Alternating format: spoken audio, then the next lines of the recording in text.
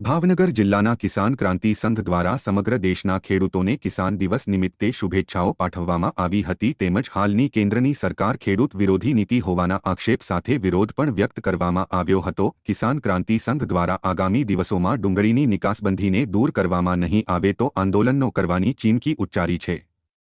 ખેડૂતોએ જેલભરો આંદોલન સુધીની તૈયારી કરી લીધી હોવાનું જાહેર કરાયું છે। જય જવાન જય કિસાન। આજના કિસાન દિવસના પર્વના દિવસે દેશભરના અને ગુજરાતવાસીના તમામ મારા ખેડૂત પરિવારને અણહિલ ઉલવાના શ્રી કિસાન ક્રાંતિ ટ્રસ્ટ વતી ખૂબ ખૂબ ઢેર સારી શુભકામનાઓ અને ભગવાન તમને દીર્ઘાયુ આપે, સારું તંદુરસ્તી આપે અને દરેક હાલાત સામે જે રીતે અત્યારનો ખેડૂત લડી રહ્યો છે તે જ હાલાત સામે એને લડવાની ભગવાન એમને શક્તિ આપે।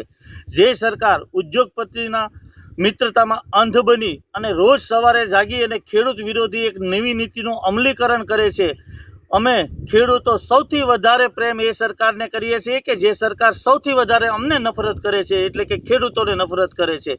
આ દેશની ખેતીને, આ દેશના ખેડૂતોને પાયમાલ કરવાથી દેશની કોઈ સિદ્ધિ નથી થવાનું કે કોઈ નવી સિદ્ધિ પ્રાપ્ત નથી થવાનું। જે દેશનું અર્થતંત્ર 70%, જે દેશની રોજગારી 70% ખેતી ઉપર નિર્ભર છે, એ ખેતીને અને ખેડૂતોને પાયમાલ કરી અને આ સરકાર કોઈ નવી સિદ્ધિ મેળવી નથી શકવાનો।